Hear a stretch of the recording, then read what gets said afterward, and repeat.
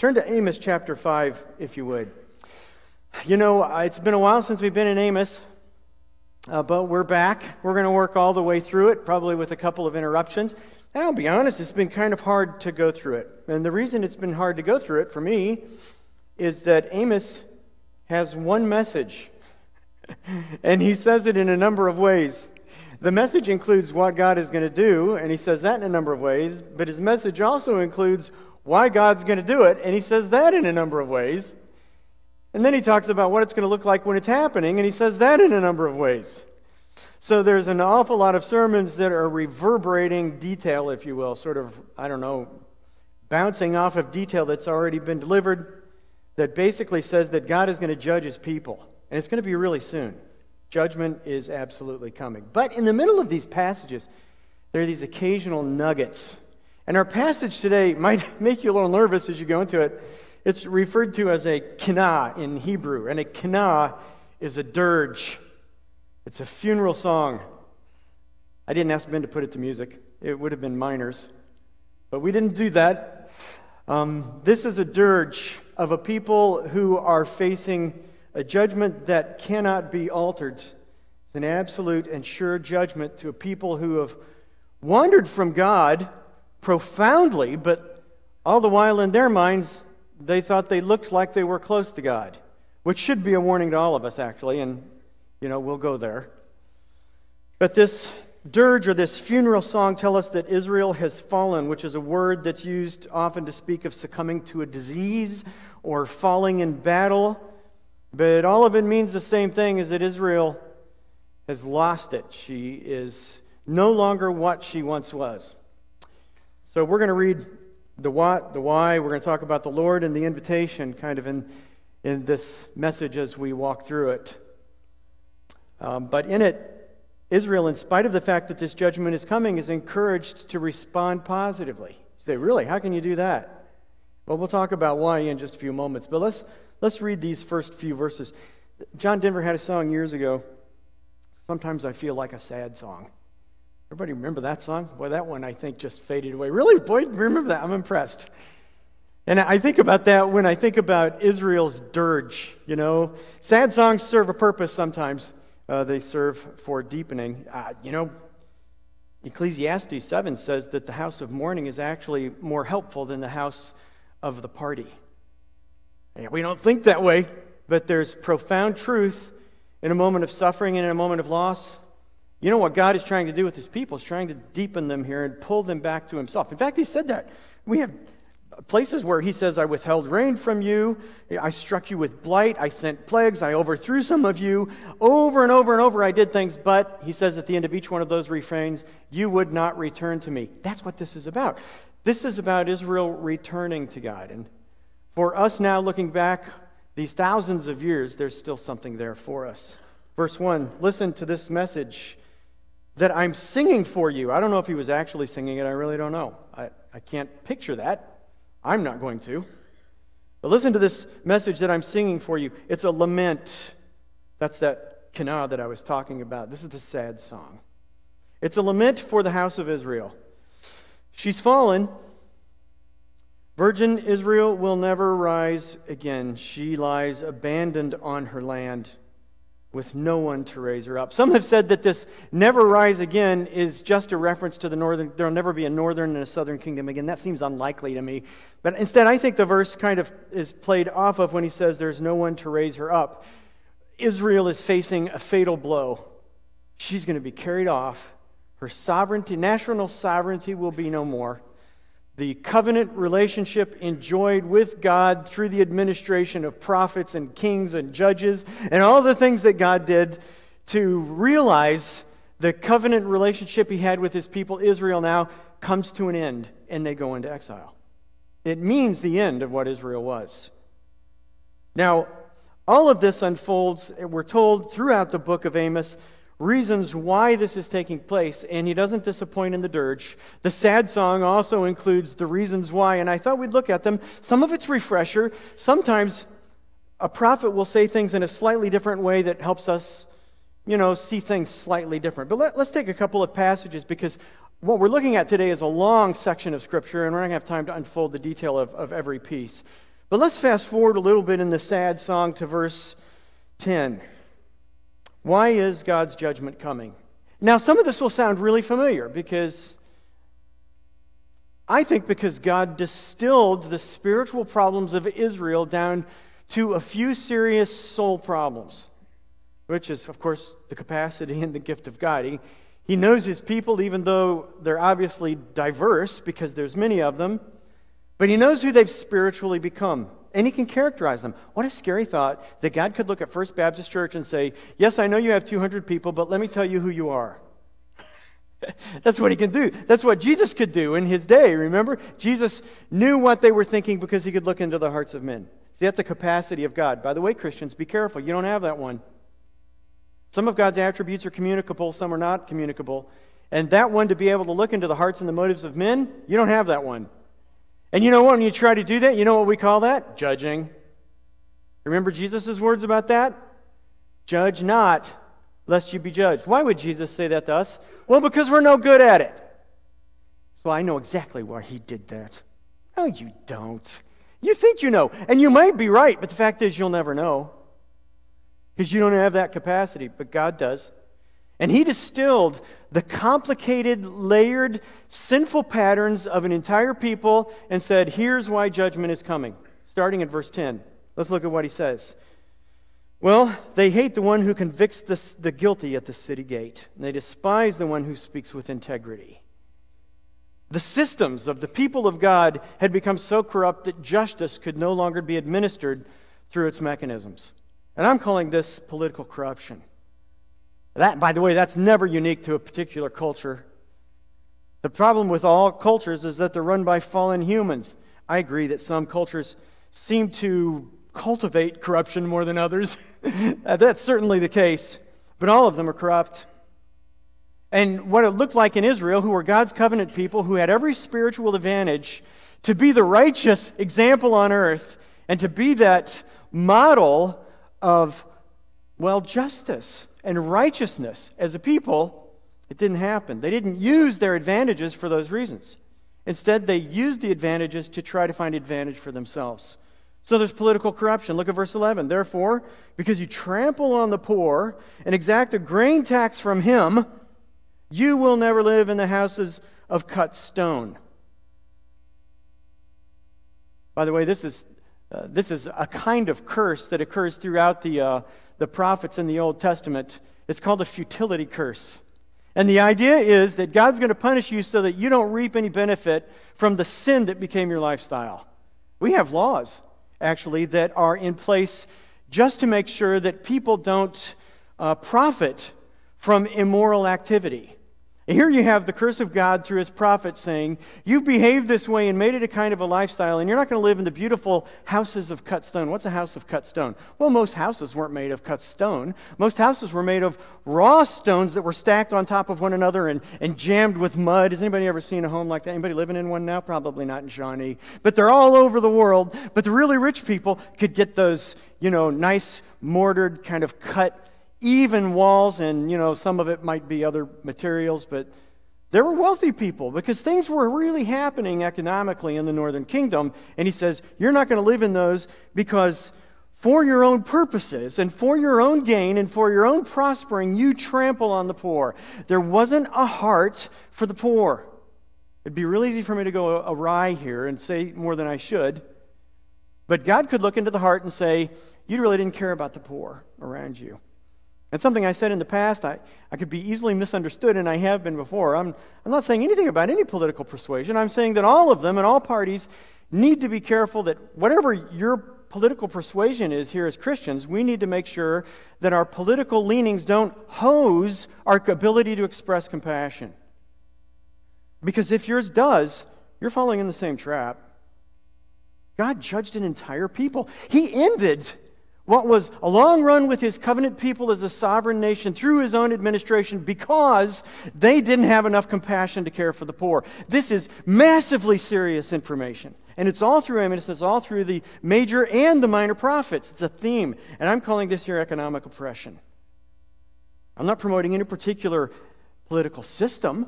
I'm not promoting a particular economic system. I'm just saying whatever one we adopt and whatever our beliefs about that, we'd better not lose the capacity to care for the poor. It's a real danger for certain people who serve the public in certain ways.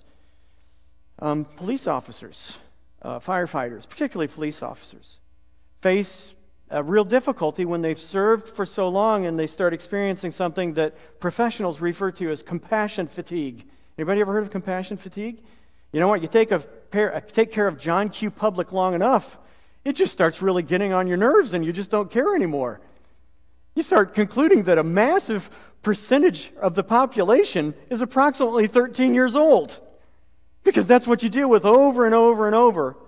And you know what? Policemen have to take certain steps, and they have to engage sometimes in certain kinds of help so they can get over the hump of compassion fatigue and see the public in a proper way. And I'm just saying, Christians, we may have to do that too. Sometimes the ideas that we allow to sort of distill in our minds may take us away from the ability to express the kind of compassion that Jesus lived. He seemed to focus his whole life around compassion for the disenfranchised, for the rejected, for the poor, for the powerless, for the uninfluential. Those were the people he ran after. And we have to be like that. We say we want to be like Jesus. It's got to look like it. You can't just say you want to be like Jesus. It's the problem where we end up here. He says, you'll never live in those houses of cut stone that you built, and you'll never drink the wine from the lush vineyards you've planted. By the way, I see something else in this passage, and it's referred to elsewhere. I'm going to refer to it as personal hoarding. It's New Testament, right? Jesus talks about the guy who has many goods laid up for many years, and so he says, let me build more barns. The problem isn't that he has a bunch of stuff. The problem is that his life revolved around the stuff. There was nothing eternal. There was nothing transcendent. There was nothing in terms of reaching out to people around me. But instead, they became about their stuff. So you've got political corruption, economic oppression, personal hoarding. Look at verse 12. For I know your crimes are many. Your sins are innumerable. Now, he distills them down to a few, and I'm thankful for that. But he says, your sins are innumerable. They oppress the righteous, take a bribe, and deprive the poor of justice at the city gates. And I'm calling this class abuse. So why was judgment coming? It's coming for a lot of reasons. This people who considered themselves to be, well, who were God's people, and they considered themselves to be righteous, were themselves promoting political corruption and engaging in it, economic oppression of those around them without a heart of compassion, personal hoarding, caring for themselves at the expense of those with need around them, and class abuse. It is an ugly picture, but think about what God says is coming to them. It's an ugly picture. So this came partly because of the injustice that's going to come up again in a moment. It also came because of their offensive worship. Let's skip down just a little bit. It says verse 18, but let's look at verse 21 because of time. Well, let's look at verse 20 and give it context. Won't the day of the Lord be darkness rather than light, even gloom without any brightness in it? By the way, did you know that the day of the Lord sometimes is spoken of in positive terms in the prophets? Not much. There's a couple of times when the phrase Yom Yahweh, the day of the Lord, is not a day of judgment and gloom, but sometimes it's a day of blessing and something God plans to do with the people. But Amos says here, not this time. This time the day of the Lord means prepare to meet your God. It means that judgment is coming because of who you've allowed yourself to become, even in the light of every spiritual advantage and your really good theology. You became cold and indifferent and still continued to exercise the forms of worship. And for that reason, he considers the worship to be offensive. They were engaging in ritual without justice. They were engaging in ritual without actual righteousness, which, by the way, those phrases come up a couple of times. Look what he says in I'm skipping around a little bit, verse 7. He talks about people who are going to be judged because, verse 7, they turn justice into wormwood. Sometimes you'll hear me say justice is wormwood. This is where I get it. Wormwood gives a bitter taste in the mouth and doesn't have any real use. And that's what people were turning justice into. And they throw righteousness to the ground. Amos says the problem God has to do with the lack of justice and the lack of righteousness. Skip all the way down to verse 24. What does he say to let happen when you finally seek God? And we're going to go there in a minute. He brings up those same two issues. He says, but let justice flow like water and righteousness like an unfailing stream. So these two words somehow in this passage are key. They're the bookends. The reason judgment is coming is because of lack of justice and righteousness. And when you seek God finally, let these things flow out of who you are. Whatever it is you value, there should be in it justice and righteousness that reflects the true God you say you serve. But that's not where we are now. The why of this coming has to do with the injustice that the people had cultivated in a culture for God's people, but also it was coming because they were allowing themselves to continue with the forms of worship as though everything was okay. Jesus kind of addressed this when he said, if you go to the altar and you have a gift to bring to God and remember that your brother has something against you, let's take care of things first. Go and by the way, notice that's somebody who has something against you. This is Matthew 5:24. If somebody has something against you, he didn't say, and you remember that you have something against somebody else. What? You mean I got to be aggressive? Yeah, sorry. You do. If you know that somebody has something against you, Jesus expects you to take care of it. Isn't that wild? Then he says, go on with your worship. There are things that should keep us from the exercise of worship. That's why sometimes when we have communion, we give a time of silence for everybody to kind of do some introspection, right? And maybe some confession.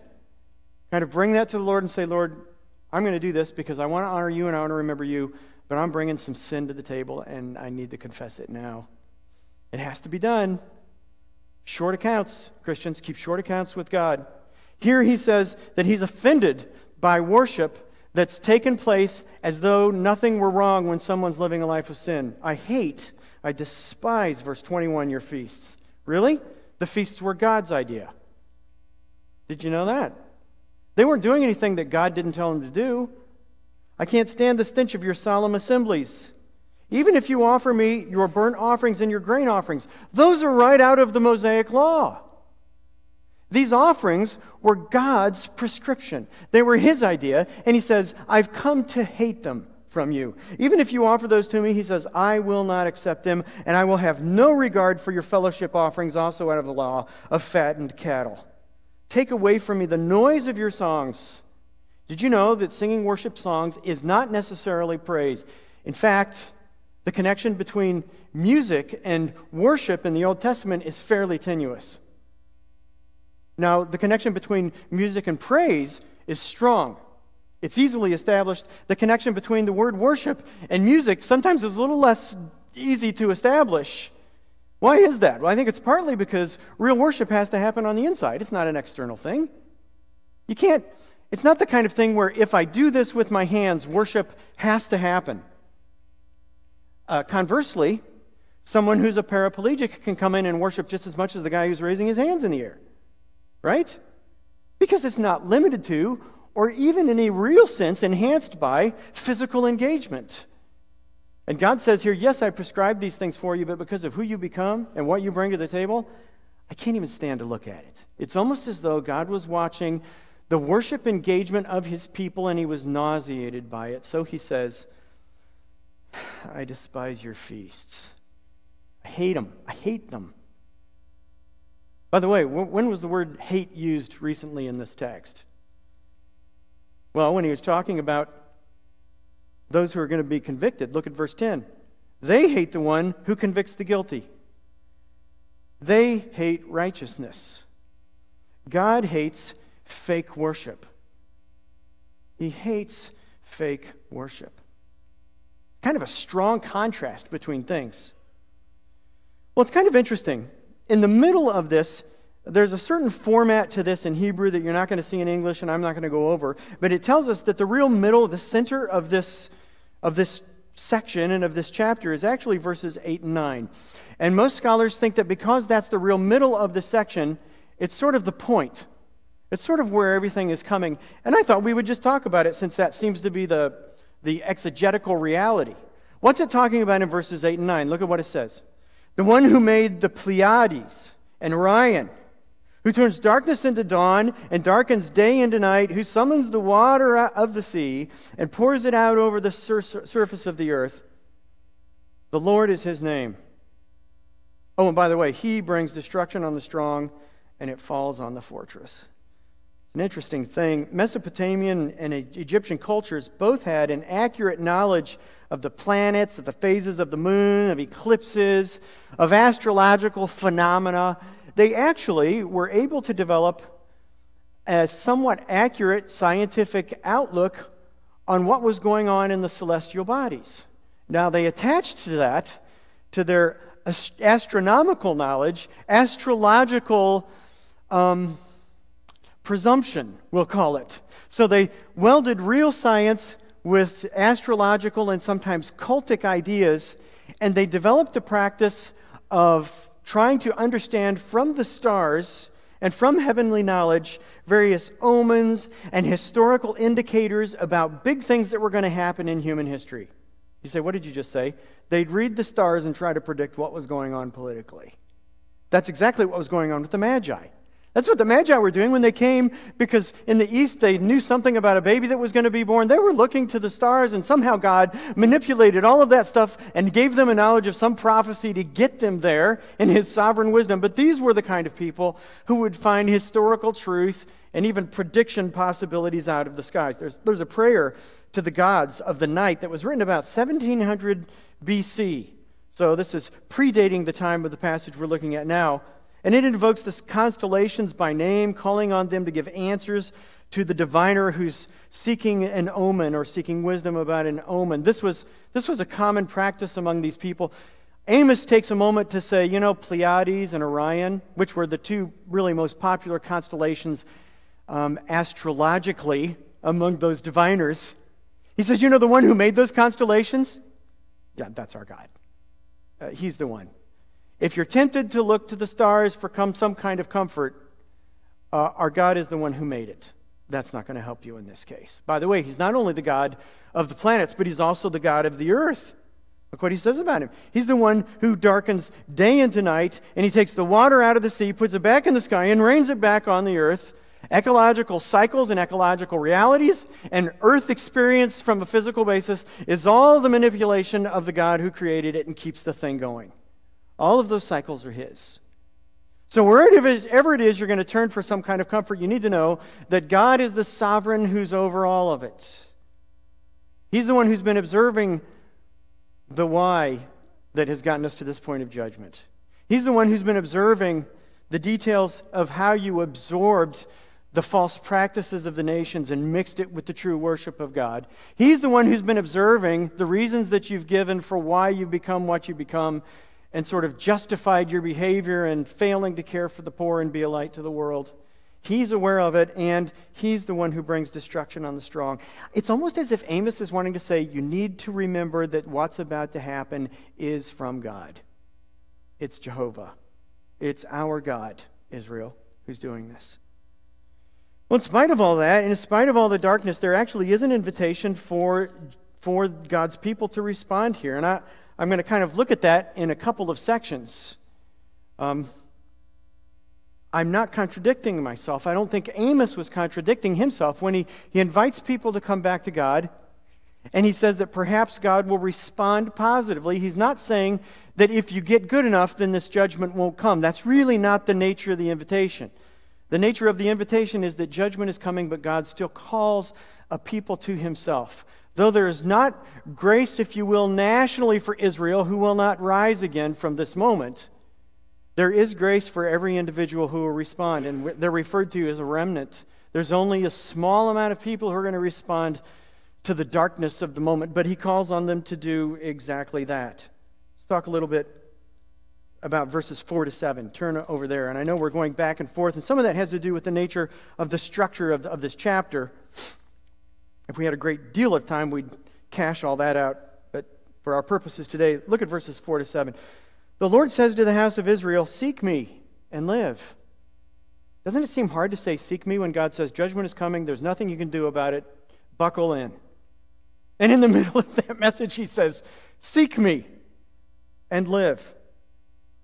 Don't go to Bethel, and don't go to Gilgal, and don't go to Beersheba, For Gilgal will certainly go into exile, and Bethel will come to nothing. What is going on? He mentions the cities here, and let's talk about them a little bit. Bethel was one of the major worship centers that was set up by Jeroboam. You can read that in 1 Kings chapter 12. Basically what was happening was Jeroboam, of course, was the king of the northern country, the northern half of Israel. He didn't want his people going down into Jerusalem, and so he set up new centers of worship, particularly in Gilgal and in Dan, which would have been the southern and the northern parts of his particular kingdom.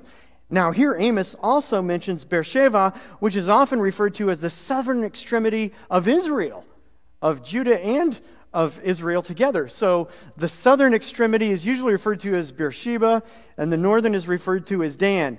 Here, Beersheba is mentioned too as a place they're not to go to for worship, indicating that some of the people of the northern kingdom were even going down past Jerusalem once again, but to the southern extremities of Judah for some type of worship that they preferred. You had people who were going either based on region or based on religious preference for some kind of cultic engagement in a worship that had become sort of syncretistic, and I'll talk about what I mean by that in a moment. When Jeroboam set up these centers of worship to sort of bypass the call of God for his people to come to Jerusalem, he put golden calves in it. And there's some detail given to you in 1 Kings chapter 12. His purpose is sort of mentioned there, but it's not real clear why he put the golden calves there. Because the word Yahweh is associated with the golden calves, most scholars think that he wasn't intending to set up expressly an idol to another deity, because Jehovah is mentioned as associated with these calves, but he may have been trying to satisfy the cultic curiosities and engagements of the people of his kingdom who had been dabbling in the cultic worship of the Canaanites all around them, of the Philistines. And so what he was doing was taking things, fallen, wrong, false worship that people were used to and they liked, and welding it with the worship of the true God of Israel, establishing new centers, really shaking things up, but leading people ultimately away from God. And that's why he says, that's partly why he says, don't go to Bethel, don't go to Gilgal, don't go to Beersheba. Not that they couldn't worship God there, not that no one could worship God outside of Jerusalem, but because of what they had made it, probably even because they had sort of melded their worship of the true God in those locations with acknowledgement of false worship outside of the worship of the true God. I think what he was saying was this. He was telling them to abandon their mysticism. You say, well, how do you get that? Well, let me suggest about four things that characterize the corrupt worship of God's people in these three cities. The first thing was that they were worshiping with cold and unrepentant hearts. And I'm not going to reestablish that. We've already seen it. It's presented itself all the way through the book of Amos. It's presented itself in the passage we're looking at today. The problem wasn't just that they were going to the wrong cities. The problem wasn't the golden calves. That certainly was a problem. It's not something that he expressly mentions here, though. The real problem was that the people were trying to maintain a level of spiritual worship without tending to the fallen and corrupt status of their own hearts. That's why I'm thankful that Scripture tells me that if I confess my sins, He's faithful, He's just to forgive me of my sins, cleanse me of all unrighteousness. That's not becoming saved every day. That's keeping my relationship with God pure because I'm honest enough to recognize and see my own wickedness, and we're called to do that, believers. That's what we're called to do. Worship can't take place with a cold and an unrepentant heart. That doesn't mean that you can't be trapped in some sin that you're working with over a period of time in worship. Of course you can, but you got to be honest all the way through and say, I'm a mess. I'm struggling with this sin. And I'm here today and I'm still struggling with this sin. And Lord, I need you. I need your forgiveness. Now that's spirituality in Christ. That reflects what the New Testament tells us about a relationship with God. Even in the Old Testament, God was calling His people to be honest about their sin. But instead, they were trying to whitewash the whole thing. Does that sound familiar? And still come and go through the forms as though absolutely nothing were wrong. First problem was an unrepentant and cold heart. The second problem was that there was a presumption that cold formality through these ritual processes could somehow bring God's blessing. In other words, yeah, my heart is cold, but the reason I'm coming is because as long as I do the stuff, as long as I go through the format, if I go through the worship format, then God has to bless me. Which, of course, is confused at best. And it turns the true worship of the God we're called to have a relationship with into some kind of mystical formula. There are even preachers who will talk about God being obligated to bless us if we do certain things and say certain things. God's not obligated to bless you. My goodness. Now, His blessing of you under certain circumstances may be a good reflection of His character and who He is, but that's far different than saying, I can manipulate the hand of God if I just do certain things. And that's where these guys were. They presumed that their formality and their engagement in these, religious systems that God set up Himself was all that was needed. It is not all that is needed to come to church on Sunday. Come on, Christians. How many hours do you have in a week? I literally have to think about that. Well, thank you. But we come here for an hour and 15 minutes. Jesus gets an hour and 15, and do we really think that's going to take care of it? I don't think so. Well, I don't know about you. I know about me. I'm not going to go through all that mess. But I know enough about where I am and what it takes to keep me where I need to be. The third thing was that they may have had the thought that these cities served as a kind of sanctuary that could save them. Specific cities are mentioned. They became important to the people. They had some particular history. I mean, Bethel has a history with Abraham, certainly. We know that Gilgal has a history with the people of God coming through when they conquered the land. Gilgal was the first place, sort of a city of remembrance for them. Beersheba has a well that was dug by Abraham. These were holy sites that had specific remembrances for God's people, and it may be that they went there, golden calves aside, but also a part of the question, thinking that if we go there, then maybe this judgment that's coming from the north won't happen. Let's keep going to church. Have you ever heard that before? I don't know. Things are a mess in my life. I keep going to church. And I always want to ask another question when I hear that. I'm going to church, and what I want to ask then is, and you think that's going to help? We want people in church, but there's nothing mystical here for you people. You're not going to leave glowing.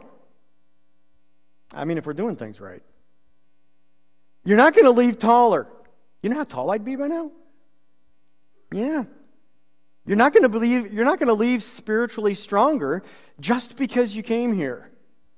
And it may be that these people were thinking that. In fact, one of the phrases that's used, Gilgal will certainly go into exile. It's almost as though as Amos is playing with this, you can't see it in English, but he says, Ha Gilgal galo yigle.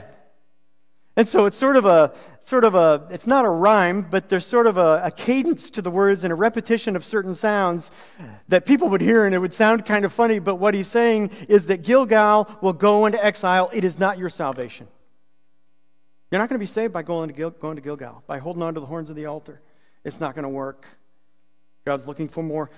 He's calling them to abandon the mysticism of thinking that being in certain places and doing certain activities would be their salvation. Fourth, they may have thought, or these worship systems that were in place where they were going to these three cities and probably to other places too, were rivaling God's call to Jerusalem. That was the purpose that Jeroboam had set up these places anyway. He didn't want people going down to Jerusalem, and so he set up new centers of worship, which really messed up the true understanding of the law and pilgrimages that were called for of God's people by the law of Moses.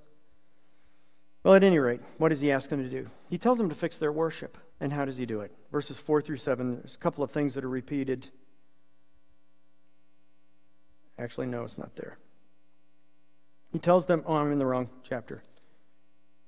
He tells them in verse 4, the Lord says to the house of Israel, seek me and live. In verse 6 he says, seek the Lord and live, or he will spread like fire through the house of Joseph. He's not saying that if you seek me, then this judgment will come. He's saying that you as an individual, you seek the Lord, and then you may be a part of that remnant that God saves because, you have returned, because you have repented. It's almost as though there's grace offered in a graceless moment. That's God's nature. There's always some grace available, even in the darkest of times. And what he's saying to them is, look, what you need is not the ritual. You don't need things to look just right. All the furniture in just the right place and just the right color. Let's bring this in the 21st century. The building to look just right, just the way you grew up. You don't need that. You think you need that, but you don't need that. What you really need spiritually is to seek the Lord and live. What you need is what you can take with you if you were transported from here into an entirely different culture where you still could seek the Lord without everything the way it looks here. That's what needs to be in place. It's not about what we're used to and what's here. It's not about the traditions that they had developed with their 3 cities and with their golden calf and all that stuff that horrified God. That's not what he said you need. He said you need to seek me. It was a personal thing, and what does that look like? Well, among other things, I think what it looks like is that it involves justice and righteousness, the repeated refrain, right? The thing that he said here. He said if you do this, he talks about in verse 7, those who turn justice into wormwood also throw righteousness to the ground. What was the problem? Was the problem that they weren't doing it right? No, the problem wasn't that they weren't doing it right. The problem was they weren't seeking God. They weren't reflecting God as a culture and as a people. There was no justice. There was only me finding ways to get more prosperous. There was only me finding ways to pad my wallet. And if I got to step on a few poor heads and peasant heads along the way, well, then that's just too bad. And they justified it. And so when he says, there's all these reasons that you'll come into judgment, he repeats again in verse 24, here's what I want. I want you to let justice flow like water and righteousness like an unfailing stream. There should be no people in American culture who don't feel like they can come here and find peace and hope and acceptance. There should be no people. There can't be any people. Jesus' command to us was to take the gospel to pantata ethne.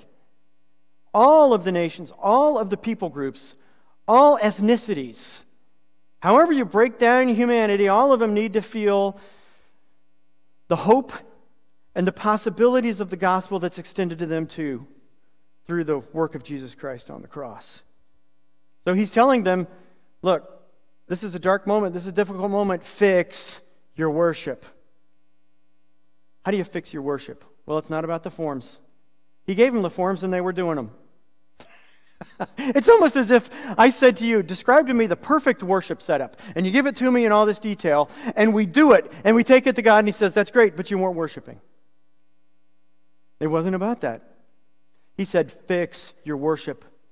Seek me.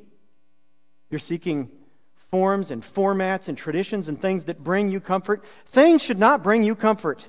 Experiences, Christians, should not bring you comfort. What does bring us comfort? Well, the God of hope is what Peter would say. That's what should bring us comfort. And that's what God is saying. He's going, what about me? It's all about the trappings with you people. What about me? Seek me, he says, and live. Fix your worship. The second thing he says, love the right things, verses 14 and 15. Prophets are hard, sorry. Pursue good and not evil, so that you may live.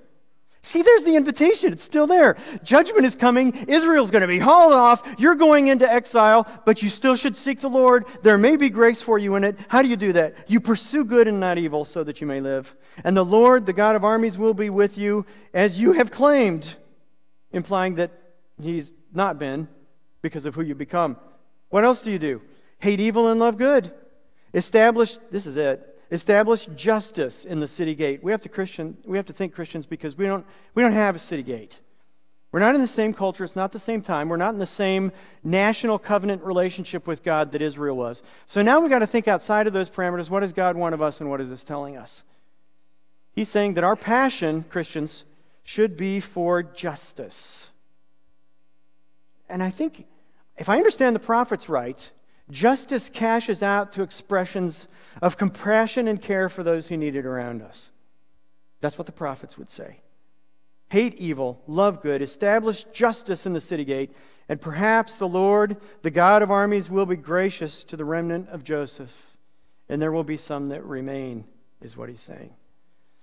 So the invitation is still there. Isn't it? It's interesting to me that God, in this dark and this bleak moment, is still reminding us